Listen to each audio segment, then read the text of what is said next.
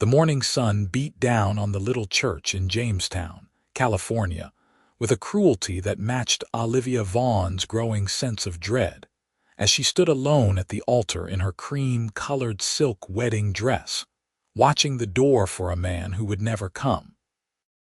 It was June of 1872, and the gathered congregation had already begun to whisper, their voices carrying across the wooden pews like the rustle of dry leaves, and Olivia felt each glance like a knife blade sliding between her ribs. She had been standing there for 45 minutes, her bouquet of wildflowers wilting in her trembling hands, her veil hanging limply around her face as sweat trickled down her spine beneath the tight corset, and layers of fabric that suddenly felt like a prison. The Reverend cleared his throat for the third time, his weathered face creased with sympathy and embarrassment.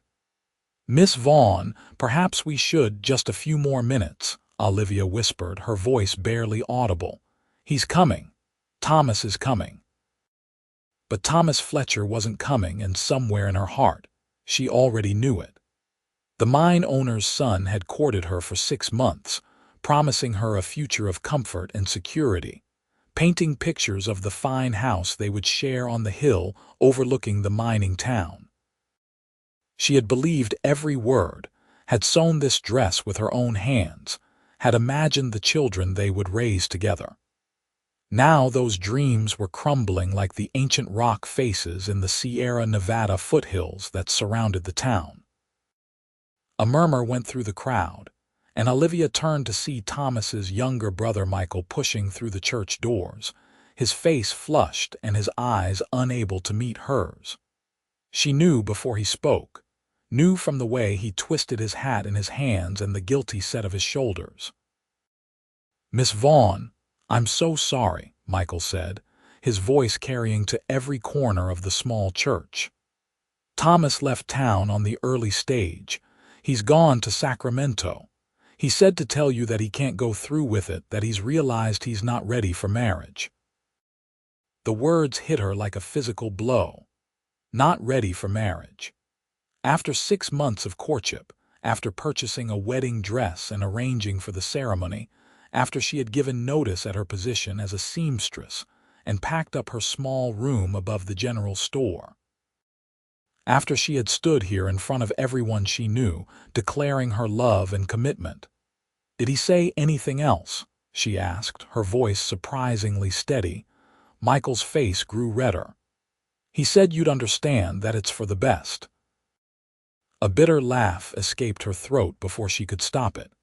The church had gone completely silent now, everyone watching her humiliation play out before their eyes. She could see Mrs. Henderson from the boarding house shaking her head, could hear the barely suppressed giggles from some of the younger girls who had always been jealous of her engagement to the mine owner's wealthy son. Olivia lifted her chin, fighting back the tears that threatened to spill down her cheeks. She would not cry in front of these people. She would not give them that satisfaction. But as she gathered her skirts to descend from the altar, the reality of her situation crashed over her like a wave. She had no job, no room, no prospects, and no future. She had burned every bridge assuming she was stepping into a new life, and now that life had vanished like smoke.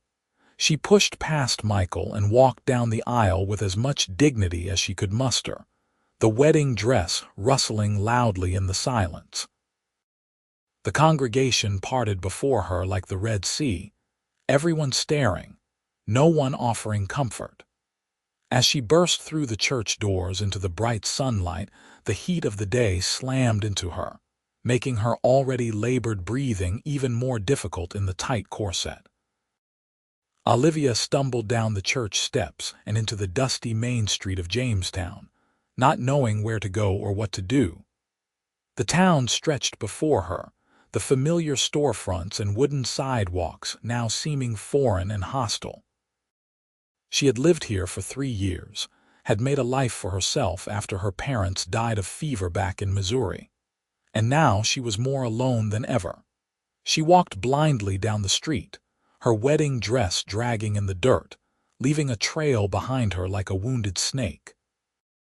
People stopped and stared as she passed, emerging from shops and saloons to witness the abandoned bride wandering through town. She heard their comments, their speculation, their cruel laughter. Her chest felt tight, her breathing shallow, and black spots began to dance at the edges of her vision. Olivia made it as far as the livery stable before her legs gave out. She sank down onto the wooden steps leading into the stable, her dress pooling around her in the dust, and finally let the tears come. Great heaving sobs that shook her whole body, tears that streaked through the powder on her face and dripped onto the silk bodice she had so carefully embroidered with tiny flowers. "Madam, are you all right?" The voice was deep and gentle, with the slight drawl of someone who had spent his life under open skies. Olivia looked up through her tears to see a cowboy standing a few feet away, his hat in his hands, genuine concern etched across his sun-bronzed face. He was tall and lean, with dark hair that brushed his collar and eyes the color of amber. He wore worn denims and a faded blue shirt, and there was an honest, straightforward quality to his features that was almost painful to look at in contrast to the deceit she had just experienced. "I'm fine," she managed to say, though they both knew it was a lie. The cowboy glanced down the street toward the church, then back at her, understanding dawning in his eyes. "You're the bride," he said quietly. "I saw the preparations yesterday when I rode through town." "I was the bride," Olivia corrected bitterly. "Now I'm just a fool in an expensive dress with nowhere to go." He crouched down beside her, his movements slow and careful as if approaching a skittish horse. "Name's Dalton Cole," he said. "I work on the Robertson Ranch about 10 miles north of here. Came into town to pick up supplies." "Olivia Vaughn," she replied automatically, then laughed harshly. "Though I suppose I'm still Vaughn after all. What a blessing." Dalton was quiet for a moment, studying her with those steady amber eyes. "Where's your family, Miss Vaughn?" "Dead. Parents died of fever 3 years ago. I came west to make a fresh start, to build a new life." She gestured at her dress, at the spectacle she had become. "Look how well that turned out. Where were you planning to live? After the wedding, I mean. Thomas had a house ready." "But that's his house now, I suppose. My room above the general store has already been rented to someone else. I gave it up 2 weeks ago." The hopelessness of her situation was becoming more real with each word she spoke. "I have $17 to my name and a trunk full of belongings that are probably being thrown into the street as we speak." Dalton stood up, settling his hat back on his head with a decisive motion. "That won't do at all," he said firmly. "No woman should be left without protection or prospects, especially through no fault of her own." Olivia looked up at him, confused by his tone. "What do you mean?" "I mean, Miss Vaughn, that I'm offering you a solution." He held out his hand to help her up. "Come with me." Despite her bewilderment, Olivia took his hand and let him pull her to her feet. Her dress was covered in dust now, the hem torn and dirty, but she followed Dalton into the livery stable where a beautiful chestnut mare stood in one of the stalls, already saddled and ready to ride. "This is Copper," Dalton said, stroking the mare's neck. "She's gentle as a lamb and sure-footed as they come. She's yours if you want her." Olivia stared at him. "I don't understand. Why would you give me your horse?" "Because you need a way out of this town," Dalton said simply. "And because I figure a woman who just got her heart broken in front of everyone she knows might want the freedom to ride away and never look back." The kindness in his gesture brought fresh tears to Olivia's eyes. "I can't accept your horse. I have no way to repay you." "I'm not done making my offer," Dalton said, and there was something in his voice that made her look at him sharply. He met her gaze steadily, his expression serious. "Miss Vaughn, I'm also offering you my name." The world seemed to tilt around her. "Your name?" marriage, he clarified. I'm asking you to marry me. Olivia took a step back, shock coursing through her. You can't be serious. You don't even know me. I know you were brave enough to leave your home and travel west alone. I know you worked as a seamstress to support yourself, which means you're skilled and not afraid of hard work. I know you just got your heart broken and you're still standing, still fighting. Dalton's voice was calm and measured, as if he were discussing the price of cattle rather than proposing marriage to a complete stranger. I know that's more than enough to build a life on. But why? Olivia asked, bewildered. Why would you want to marry someone you just met? Someone another man just abandoned? Dalton looked away for a moment, his jaw tightening. I'm 28 years old, Miss Vaughn. I've been working on the Robertson Ranch for 6 years, saving my money. I just bought a piece of land about 15 miles from here, good grazing land with a creek running through it and a small cabin. I'm starting my own ranch, breeding horses. It's hard work for one person and it's lonely. He met her eyes again. I've been thinking about finding a wife, but the truth is I'm not much good at courting. I work from sunup to sundown, and I don't have pretty words or fancy promises. But I can offer you a home, protection, and my name. I can offer you respect and partnership. And I give you my word that I will never abandon you the way that man just did. Olivia's mind was reeling. It was insane, absolutely insane to even consider marrying a stranger. But what were her alternatives? She had no money, no home, no prospects. She could try to find work in Jamestown, but after today's humiliation, every moment in this town would be torture. She could try to travel to another town, but $17 wouldn't get her far, and a woman traveling alone faced dangers she didn't want to contemplate. You don't know anything about me, she said weakly.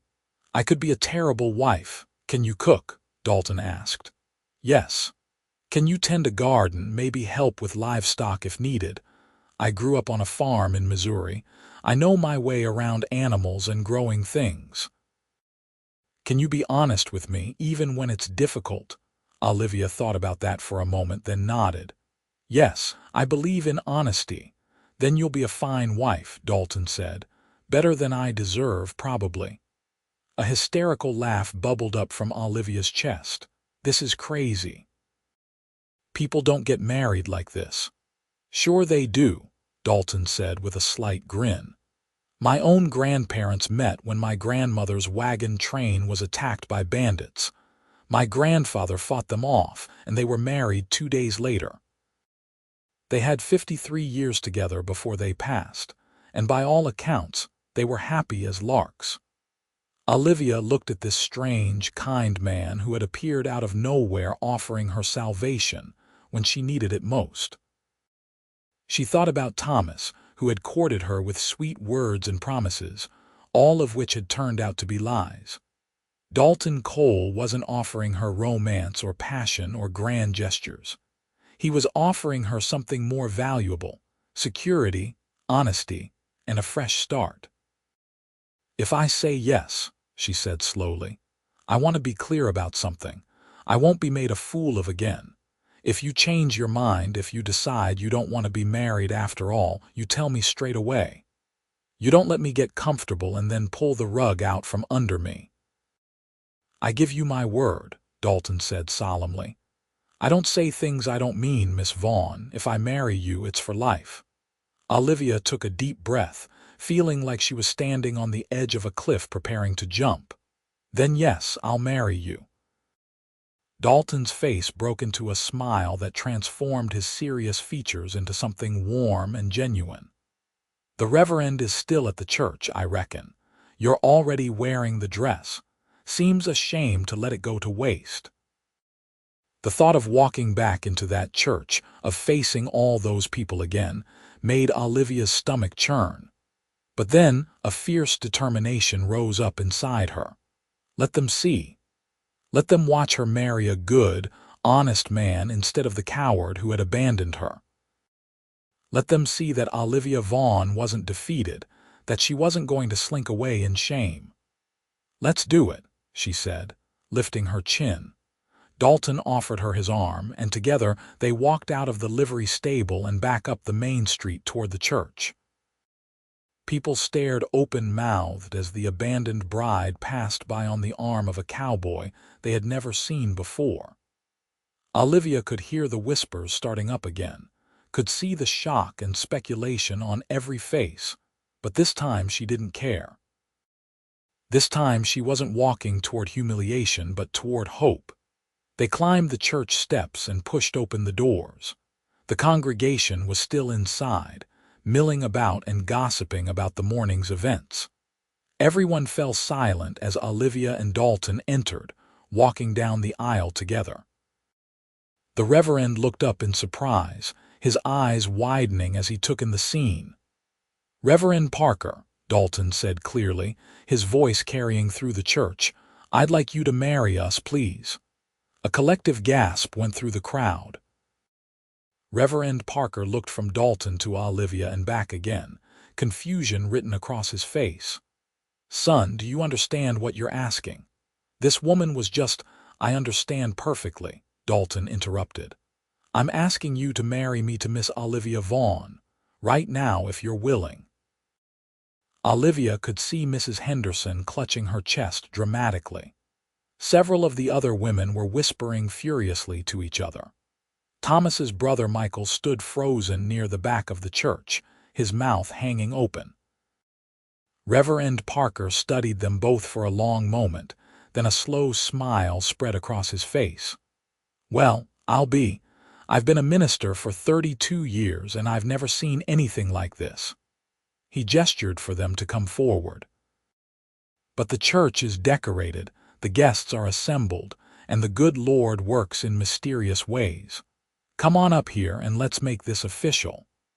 As they stood at the altar together, Olivia felt a strange calm settle over her. This morning, she had stood in this same spot preparing to pledge her life to Thomas Fletcher. Feeling sick with nerves and suppressed doubts she hadn't wanted to acknowledge. Now, standing beside Dalton Cole, a man she had known for less than an hour, she felt oddly certain that she was making the right choice. The Reverend began the ceremony, his voice strong and sure. Dalton repeated his vows clearly, his hand steady as he held hers.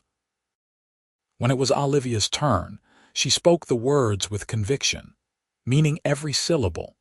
They had no rings, so Dalton unwound a thin leather cord from his wrist, a braided piece he said his mother had made for him years ago, and tied it gently around Olivia's ring finger.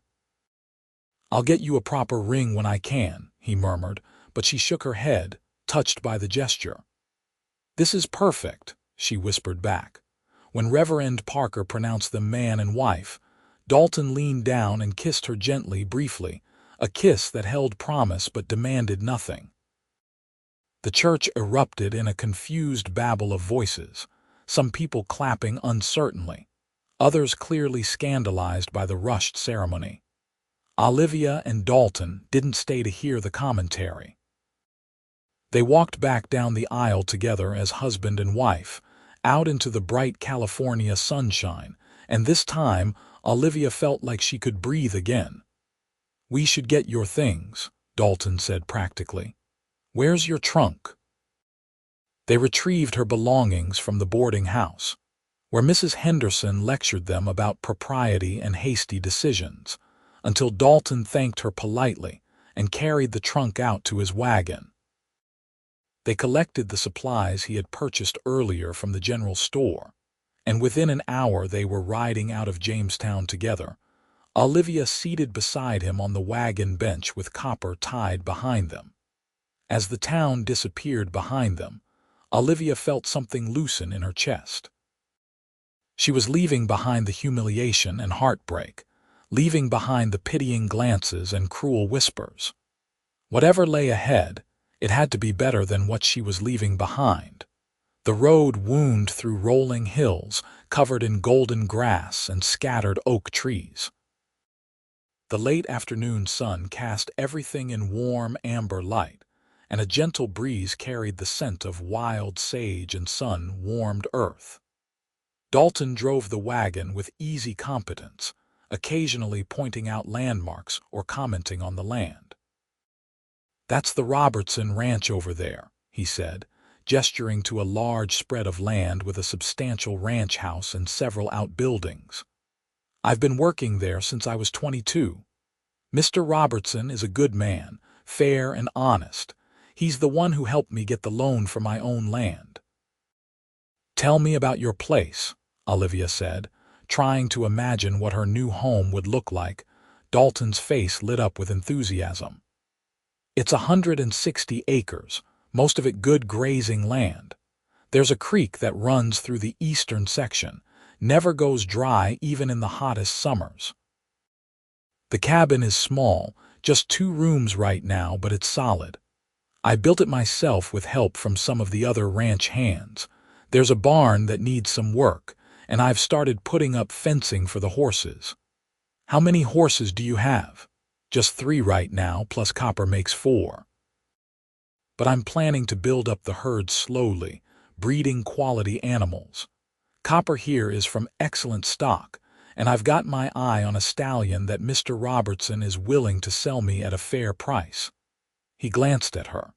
"It won't be an easy life, Mrs. Cole. There's a lot of work to be done, and money will be tight for the first few years." "I'm not afraid of hard work," Olivia said firmly, "and please call me Olivia." "Olivia," he repeated, as if testing how her name felt in his mouth. "That's a pretty name." They rode in comfortable silence for a while, the wagon wheels creaking rhythmically on the dirt road. Olivia studied her new husband from the corner of her eye, taking in the strong line of his jaw, the way his hands held the reins with confident ease, the slight squint of his eyes as he gazed out at the landscape. He was handsome in a rough, weathered way, and there was a steadiness about him that she found reassuring. "Can I ask you something?" she said finally. "Of course." "Why did you really do this? Marry me, I mean. You could have just given me some money and sent me on my way.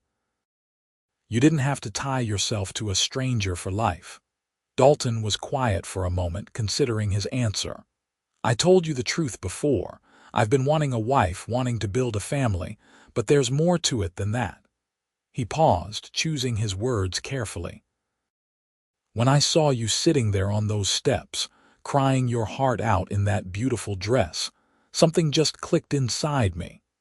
I thought about how brave you must be to have made a life for yourself out here after your parents died. I thought about how that man was a fool to throw away someone with that kind of strength. And I thought about how sometimes the right thing comes along at exactly the right moment, and you either reach out and grab it, or you spend the rest of your life wondering what might have been." Olivia felt her throat tighten with emotion. "That's the sweetest thing anyone has ever said to me." "It's just the truth," Dalton said simply. "I don't have fancy words, Olivia, but I'll always tell you the truth." The sun was sinking toward the horizon when they finally turned off the main road onto a narrow track that led through a grove of oak trees. Olivia's heart began to beat faster as they emerged into a clearing, and she got her first look at her new home. The cabin was indeed small, made of rough-hewn logs with a stone chimney rising from one end. The windows were real glass, though, not just oiled paper, and there was a covered porch across the front. Behind the cabin stood a barn in need of repair, and beyond that, acres of golden grassland stretched toward distant hills. The creek Dalton had mentioned was visible as a line of green vegetation winding through the property. It wasn't much, but it was honest and real, and it was hers. Dalton helped her down from the wagon and led her to the cabin door.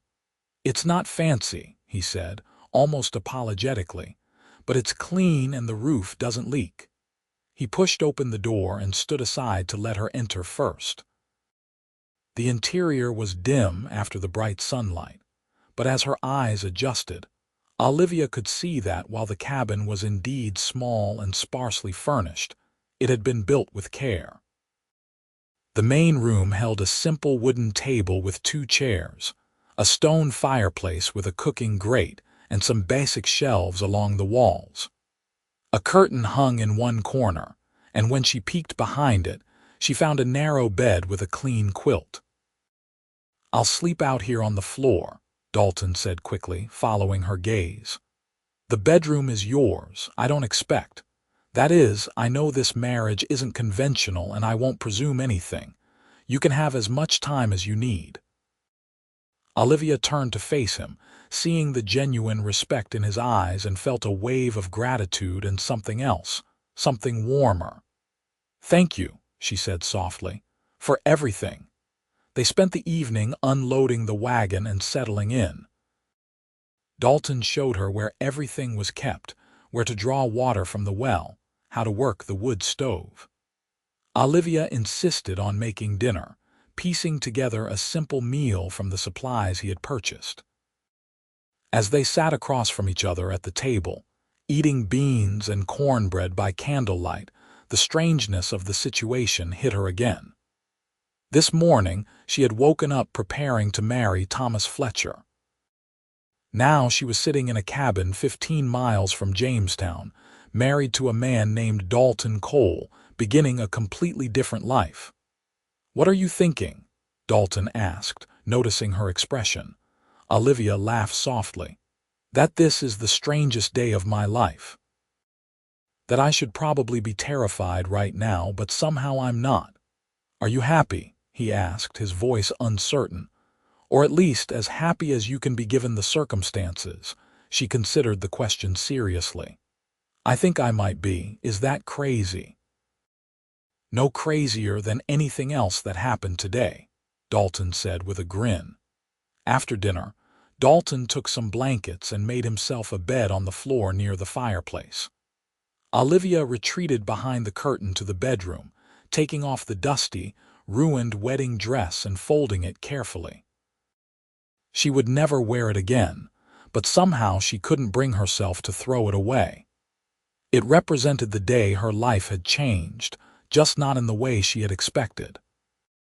She lay in the narrow bed, listening to the unfamiliar sounds of the ranch at night, the whisper of wind through the oak trees, the distant call of a coyote, the soft movements of Dalton settling into his blankets in the next room. Despite all the upheaval and uncertainty, she felt safe here in a way she hadn't felt since her parents died. Sleep came easier than she expected. The next few weeks fell into a rhythm that was both strange and comfortable. Olivia woke early each morning to make breakfast while Dalton tended the horses and did the endless work required to maintain a ranch. She spent her days setting up the household, planting a garden, mending Dalton's worn clothes, and learning the routines of ranch life. Dalton was patient and kind, teaching her what she needed to know, always respectful of her space and her feelings. They were polite with each other, almost formal, like business partners working toward a common goal. But there was an undercurrent of awareness between them, a growing fascination that neither of them acknowledged out loud.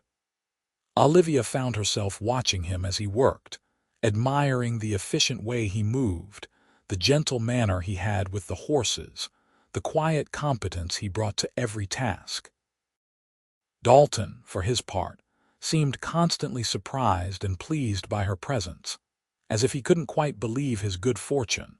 One evening, about 3 weeks after their hasty wedding, they were sitting on the porch together watching the sunset paint the sky in shades of orange and purple. It had become their habit to spend this time of day together, talking about the day's events, making plans for the future. "I need to go into the Robertson ranch tomorrow," Dalton said. "Mr. Robertson wants to discuss selling me that stallion I mentioned. Would you like to come with me, Mrs. Robertson has been asking to meet you." Olivia felt a flutter of nervousness. She hadn't seen anyone since the wedding day, had been cocooned in this little world with just Dalton for company. What have you told them about us? The truth, Dalton said. That I met you in town, that we got married, and that I'm the luckiest man in California. Olivia felt her cheeks warm. You told them how we met, not the details. That's your story to tell if you want to. I just said we had a quick courtship and decided not to wait. He looked at her seriously. I'm not ashamed of how we started, Olivia, but I know it might be difficult for you to face people yet. No, Olivia said, straightening her shoulders. I'm not going to hide. If Mrs. Robertson wants to meet me, I'd be happy to meet her. The Robertson ranch was even more impressive up close than it had seemed from a distance. The main house was a sprawling structure with a wide porch and well-maintained outbuildings. Mrs. Robertson turned out to be a cheerful woman in her 50s with kind eyes and a warm smile. She welcomed Olivia without any hint of judgment or curiosity, showing her the house and chattering happily about ranch life. It's so wonderful that Dalton finally found someone, Mrs. Robertson said as they sat in her kitchen drinking coffee while the men talked business in the barn. He's such a good man, but he's been alone too long. A ranch needs a woman's touch to become a real home. How long have you known Dalton? Olivia asked. 6 years now. He came to us looking for work and my husband hired him on the spot. Best decision we ever made. That boy works harder than any 3 men, and he's honest as the day is long. She patted Olivia's hand. You're lucky to have found each other. If she only knew how they had really found each other, Olivia thought with an internal grin, but she found herself nodding in agreement. I am lucky. He's a good man. On the ride home, Dalton told her he had successfully purchased the stallion, a beautiful black horse named Thunder. He'll be the foundation of our breeding program, he said excitedly. With Copper and the other mares, we can start building a reputation for quality horses. Our breeding program, Olivia repeated, liking the way it sounded. I like that we're building this together. Dalton reached over and took her hand, squeezing it gently. It was the first time he had touched her beyond helping her up and down from the wagon, and Olivia felt a thrill run through her at the contact. We are building it together. I couldn't do this without you, Olivia. You've made this place feel like a real home. Over the following weeks, something shifted between them. The polite formality began to give way to something warmer, more genuine. They laughed together over dinner, shared stories about their pasts, worked side by side in comfortable companionship.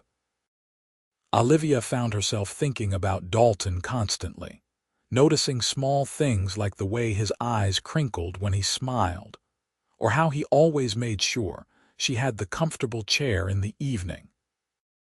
One particularly hot day in late July, Olivia was working in the garden when she heard the sound of galloping hooves. She looked up to see Dalton racing toward the cabin on Thunder, and her heart leaped into her throat at the urgency of his approach. He pulled up hard, swinging down from the horse before it had fully stopped. Olivia, thank God. I was afraid. He stopped, taking in the scene of her peacefully weeding among the tomato plants. You're all right. Of course I'm all right, she said, standing up and brushing dirt from her skirts. What's wrong? I heard in town that there might be trouble heading this way. Some outlaws running from the law could be dangerous. He was breathing hard, and she realized he had ridden at full speed all the way from Jamestown. I needed to make sure you were safe. Olivia felt something warm bloom in her chest. He had been worried about her, had dropped everything to race home and protect her. I'm fine, Dalton, but thank you for coming back. He stepped closer, his eyes searching her face. Olivia, I need to tell you something. These past weeks, living with you, getting to know you, I've realized, he paused, seeming to struggle with the words. I know we married for practical reasons. I know I promised to give you time and not expect anything. But somewhere along the way, I stopped thinking of this as an arrangement and started thinking of it as a real marriage. Started thinking of you as my real wife. I'm falling in love with you, Olivia, and I needed you to know." Olivia's breath caught in her throat. She had been feeling the same way but had been afraid to acknowledge it, afraid that she was fooling herself again, mistaking convenience for genuine emotion. But looking into Dalton's earnest face, seeing the vulnerability and hope in his eyes, she knew this was real. "I'm falling in love with you too," she whispered. "I think I have been for weeks now. I was just too scared to admit it." Dalton let out a breath that was almost a laugh, relief and joy flooding his features. "Really? You're not just saying that?" "I'm not just saying that," Olivia confirmed, stepping closer to him. "You saved me, Dalton, not just that day in town, but every day since. You gave me a home and a purpose and respect. You made me feel valued and safe. How could I not fall in love with you?" He reached up and cupped her face gently in his calloused hands. "Can I kiss you? Really kiss you, I mean." In answer, Olivia stood on her toes and pressed her lips to his. The kiss started gentle but quickly deepened, all the restrained emotion of the past weeks pouring out between them. When they finally broke apart, both breathing hard, Dalton rested his forehead against hers. "I know we're already married," he said with a soft laugh, "but somehow this feels like the real beginning." "It is the real beginning," Olivia agreed. "Everything that came before was just the prelude." That night, Dalton didn't sleep on the floor. They lay together in the narrow bed, wrapped in each other's arms, talking late into the night about their hopes and dreams for the future. Olivia told him about her childhood in Missouri, about the pain of losing her parents and the loneliness of the past 3 years. Dalton told her about growing up on a small ranch in Texas, about losing his parents to cholera when he was 19, about his dream of building something lasting and good. "I want children," Olivia said softly. "Is that something you want too?" "More than anything," Dalton replied, pulling her closer. "I want to fill this house with children and laughter. I want to build something that will last for generations." As summer turned to fall, their love deepened and grew. They worked together to improve the ranch, adding to the barn, expanding the fencing, building up the horse herd. Olivia proved to have a natural gift with the animals, and she and Dalton made an excellent team in training and caring for the horses. When Thunder and Copper's first foal was born in late October, they stayed up all night together, assisting with the birth and marveling at the perfect little creature that arrived with the dawn. "We should name her Hope," Olivia suggested, watching the filly struggle to her feet on wobbly legs. "Because that's what she represents, hope for the future." In November, Olivia realized she had missed her monthly cycle. She waited another few weeks to be certain before telling Dalton, wanting to be sure before raising his hopes.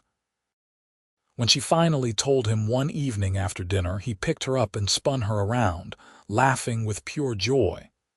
"A baby," he kept saying, as if he couldn't quite believe it. "We're going to have a baby." "Are you happy?" Olivia asked, though his reaction made the answer obvious.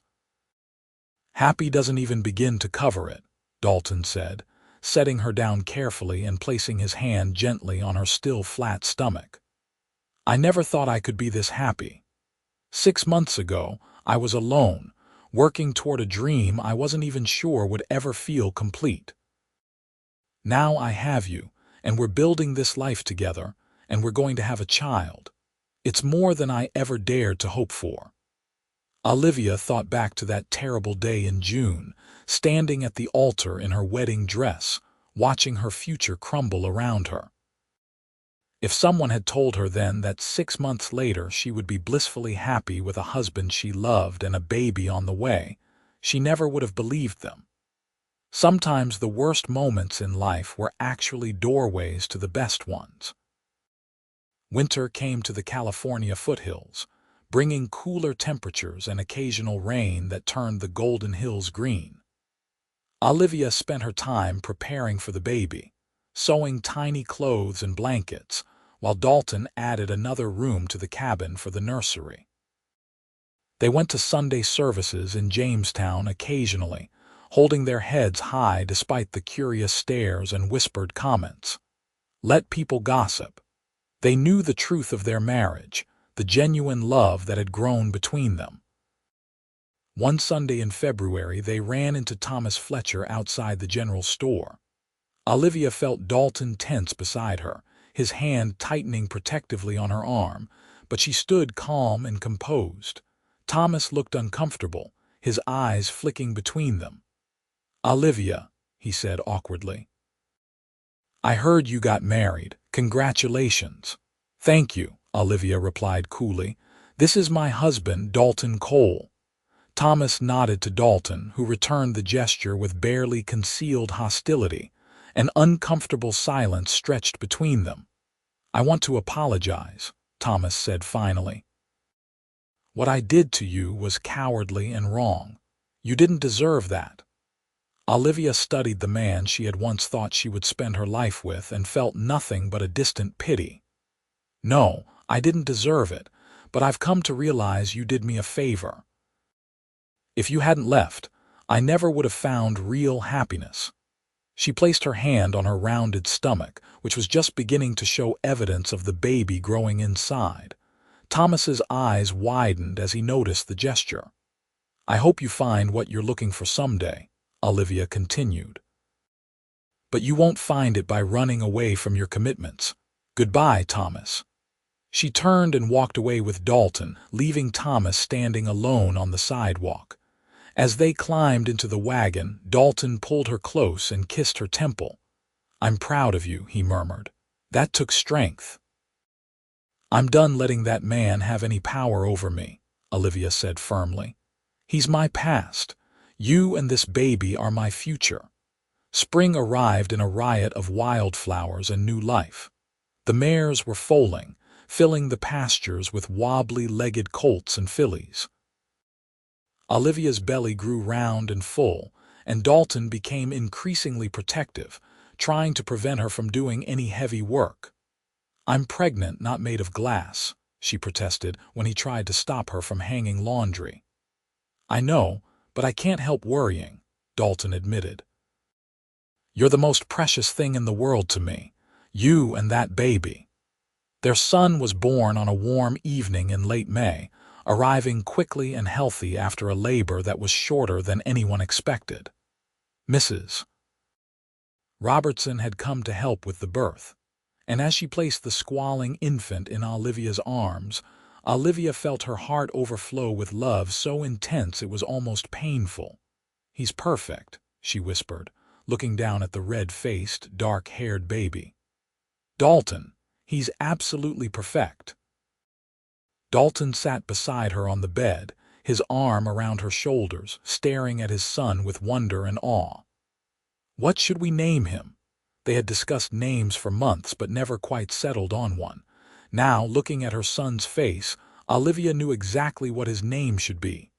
"Daniel," she said. "Daniel Robert Cole." "Daniel," Dalton repeated, testing the name. "I like it. Daniel Cole." He looked at Olivia with tears in his eyes. "Thank you. Thank you for this incredible gift, for being my wife, for making my life complete." Olivia leaned her head against his shoulder, exhausted but happier than she had ever been. "Thank you for offering me your horse and your name that day. Thank you for seeing me when I was at my lowest and offering me hope." As the sun set outside the cabin window, painting the sky in shades of gold and rose, they sat together as a family, marveling at the new life they had created. The ranch was thriving, their horse breeding program gaining a reputation for quality throughout the region. They had love, they had security, they had a future bright with promise. 2 years passed in a blur of hard work and happiness. The Cole Ranch continued to grow and prosper. They added more horses to their herd, expanded the cabin again, and welcomed a second child into their family, a daughter they named Emma Grace. Olivia often thought about the randomness of fate, how a single terrible moment had led to all of this joy.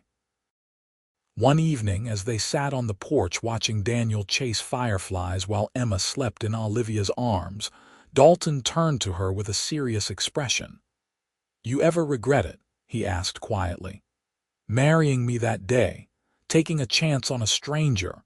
Olivia looked at him in surprise. "How could you even ask that? This life with you is more than I ever dreamed of." "I just wanted to make sure," Dalton said, taking her free hand in his. "I wanted you to know that marrying you was the best decision I ever made.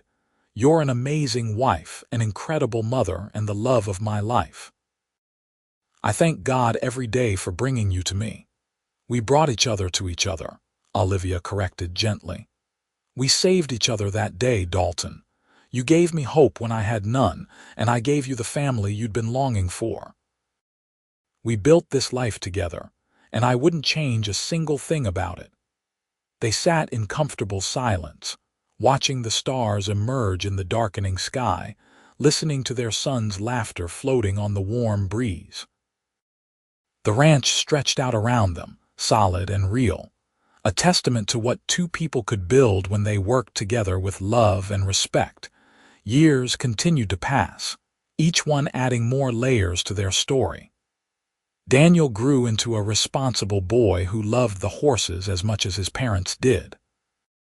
Emma proved to have her mother's gift with fabric and needle, already sewing her own doll clothes by the age of 4.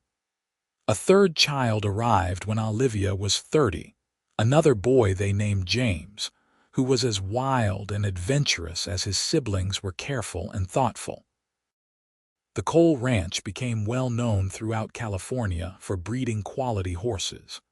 Buyers came from as far away as San Francisco to purchase their animals.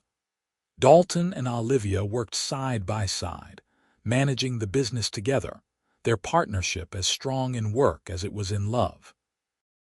One June day in 1882, exactly 10 years after their wedding, Dalton surprised Olivia by taking her back to Jamestown. She hadn't been to town in months, busy with the ranch and the children, and she looked at him questioningly as they drove down the familiar Main Street. "Where are we going?" she asked. "You'll see," Dalton said mysteriously. He stopped the wagon in front of a small building she didn't recognize at first, then realized it was the old livery stable where he had first offered her his horse and his name. The stable had been converted into a shop of some kind. Dalton helped her down and led her inside. The interior had been completely transformed into an elegant jewelry store, with glass cases displaying rings, necklaces, and other fine pieces. An elderly jeweler greeted them with a smile. "Mr. Cole, right on time. I have it ready for you." The jeweler produced a small velvet box and handed it to Dalton, who opened it to reveal a beautiful gold wedding band set with small sapphires. He turned to Olivia, whose eyes had filled with tears. "10 years ago, I promised you I'd get you a proper ring," Dalton said softly. "I know I gave you my mother's cord and you've never complained, but I wanted you to have something that shows the world how much I treasure you." He slipped the ring onto her finger next to the now worn leather cord she still wore. Olivia looked at the ring sparkling on her hand, then up at her husband's dear face. "It's beautiful," she whispered, "but you know that cord means more to me than any ring ever could." "I know," Dalton said, pulling her close. "That's why I wanted you to have both. The cord represents where we started, and the ring represents where we are now. 10 years of love and partnership and building a life together." They left the shop hand in hand, walking slowly down the main street. As they passed the church where they had been married, Olivia stopped and looked up at the building. "You ever wonder what your life would have been like if you hadn't come into town that day?" she asked. Dalton considered the question seriously. "I think about it sometimes. I'd probably have my ranch, maybe even some success with the horses. But I'd be lonely, and my house would just be a house, not a home. I wouldn't have Daniel or Emma or James. I wouldn't have you." He shook his head. It would have been a half-life missing all the best parts. That's exactly how I feel, Olivia said. Thomas leaving me at that altar was the worst thing that ever happened to me, but it was also the best thing. It brought me to you. They stood there for a moment, looking at the church that had witnessed both her abandonment and her salvation, then turned and walked back to the wagon. They had a long drive home and 3 children waiting for them, and a life full of love and purpose to get back to. More years passed, bringing changes and challenges. There were hard winters and dry summers, sick animals and financial worries, the normal struggles of ranch life. But through it all, Dalton and Olivia faced everything together, their love deepening with each passing year. Their children grew up strong and capable, learning the family business and the values of hard work and integrity. Daniel eventually took over much of the daily operation of the ranch, showing the same gift for breeding and training horses that his father had. Emma married a young rancher from the neighboring county, a good man who reminded Olivia a little of Dalton. James, true to his adventurous nature, became a horse trader, traveling throughout California and bringing new blood into the Cole herd. Olivia and Dalton grew older together, their hair turning gray, their faces weathering like the land they loved. But their love never dimmed. If anything, it grew stronger, tempered by time and tested by life's challenges, emerging more resilient and precious than gold. On their 30th wedding anniversary in 1902, their children threw them a party at the ranch. Friends and neighbors came from miles around to celebrate the couple who had become something of a legend in the area. Everyone knew the story of how they had met, how a kind cowboy had offered his horse and his name to an abandoned bride, and how that hasty marriage had turned into a love story for the ages. As the party wound down and the last guests departed, Olivia and Dalton sat together on the porch of their much-expanded home, watching the sun set over the land they had built together. 30 years, Olivia mused. It seems impossible. It feels like just yesterday I was sitting on those livery stable steps crying in my wedding dress. Best day of my life, Dalton said, squeezing her hand. The day I met you, not the day we got married, or the days our children were born. Those were all incredible days, Dalton agreed. But the day I met you was the day everything became possible. That was the day I found my partner, my love, my everything. Olivia leaned her head on his shoulder, feeling the same sense of rightness she had felt on their actual wedding day 30 years ago. I used to think love was about grand gestures and pretty words. Thomas was always making promises about the wonderful life we'd have together. But real love is this, sitting on a porch with someone who's seen you at your worst and loved you anyway. Real love is building something together day by day, year by year. Real love is offering a crying woman your horse and hoping she'll give you a chance, Dalton added with a grin. Olivia laughed. Real love is saying yes to a stranger who looked at you with kind eyes and offered you hope when you needed it most. They sat in comfortable silence as the stars emerged, one by one, in the darkening sky. Inside the house, they could hear their grandchildren playing, Daniel's twins and Emma's new baby.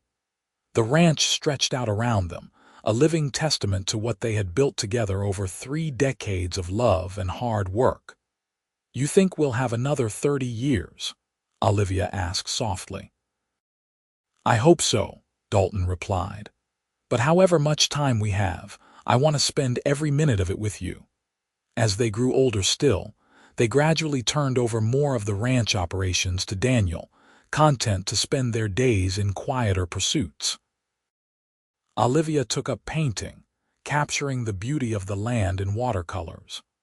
Dalton spent hours training the youngest foals, his patience and skill undiminished by age.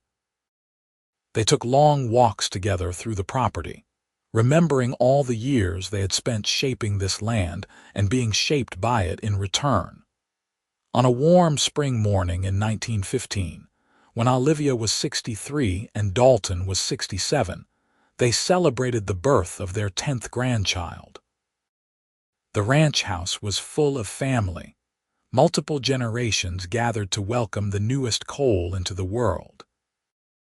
As Olivia held the tiny baby girl in her arms, she marveled at how one decision made in a moment of desperation had led to all of this. Children and grandchildren, a thriving ranch, a love that had lasted over 4 decades. What should we name her? Emma asked, watching her mother cradle the newborn. That's for you to decide, Olivia said. But might I suggest Hope? It was the name Dalton and I gave our first foal, and it's what he gave me all those years ago. Emma smiled. Hope Cole, I like it, Hope it is. As the family celebrated around them, Dalton pulled Olivia aside onto the porch, the same porch where they had spent countless evenings over the years. I need you to know something, he said seriously. In case I don't get to say it again. You made my life worth living, Olivia. Every single day with you has been a gift I never deserved but will always treasure. Don't talk like that, Olivia said, frightened by the finality in his tone. We have years left together. I hope so, Dalton said. But I'm an old man, and I want to make sure you know how much you've meant to me. That day in Jamestown when I saw you crying on those steps, I had no idea I was looking at my whole future. You were everything I needed without knowing I needed it. You made me complete. Olivia felt tears slip down her cheeks. You saved me, Dalton. In every way a person can be saved. You gave me a home, a family, a purpose, and a love I never thought I'd find. Promise me we'll have more years together. Promise me this isn't goodbye. I promise to love you for as long as I draw breath, Dalton said, pulling her close. And I promise that even when one of us is gone, this love will continue. It's in our children and grandchildren. It's in every fence post and barn beam of this ranch. It's woven into the very fabric of this land. What we built together will last long after we're gone. They stood there holding each other as the sun climbed higher in the sky. Two people who had taken a desperate chance on each other 43 years ago and turned it into a lifetime of love. The years rolled on, gentle and kind. Dalton remained strong and active well into his 70s, still working with the horses he loved. Olivia's painting skill grew, and she began selling her works, gaining a small reputation as an artist. They traveled occasionally, taking trips to San Francisco and other cities, but always returned gladly to their ranch, to the land that was as much a part of them as they were of it. On a peaceful evening in late autumn of 1920, when Olivia was 68 and Dalton was 72, they sat together on the porch as they had done thousands of times before. The ranch was thriving under Daniel's management. Their grandchildren were growing up strong and capable, and they had just received word that Emma was expecting her 4th child. Not bad for a hastily married couple who barely knew each other, Dalton said with a grin, surveying the scene before them. Olivia laughed, the sound still bright and joyful despite her years. Not bad at all. We did all right for ourselves, didn't we? Better than all right, Dalton said. We built something beautiful and lasting. We created a family and a legacy. We loved each other through good times and bad. We succeeded, Olivia. By any measure, we succeeded. As the sun set in brilliant shades of orange and gold, Olivia thought back to that terrible, wonderful day in June of 1872. She thought about the young woman she had been, standing abandoned at the altar, her heart broken and her future uncertain. She thought about the kind cowboy who had offered her his horse and his name, asking nothing in return except the chance to build a life together. "Thank you," she said softly, for everything, for seeing me when I needed to be seen, for offering me hope when I had none, for loving me faithfully for all these years. Thank you for the life we've built together." Dalton took her hand, his grip still strong despite his age. "Thank you for saying yes. Thank you for taking a chance on a stranger. Thank you for making my dreams come true in ways I never even knew to dream." They sat there as darkness fell, watching the stars emerge one by one, still holding hands after 48 years of marriage. Inside the house, they could hear their family moving about, the sounds of dinner being prepared, children laughing, the comfortable chaos of a household full of love. They had started with nothing but each other and a willingness to try, and they had built an empire of love and family that would continue for generations. When they finally went inside for dinner, surrounded by children and grandchildren, Olivia looked around the table at all the faces that existed because a kind cowboy had stopped to help a crying bride. She looked at Dalton, still handsome to her despite the gray hair and weathered face, and felt her heart overflow with gratitude. This was the life she was meant to live. These were the people she was meant to love. And it had all started with a moment of pure kindness on a dusty street in Jamestown, when a stranger had offered her not just his horse and his name, but the chance at real happiness. She had taken that chance, and it had led her home,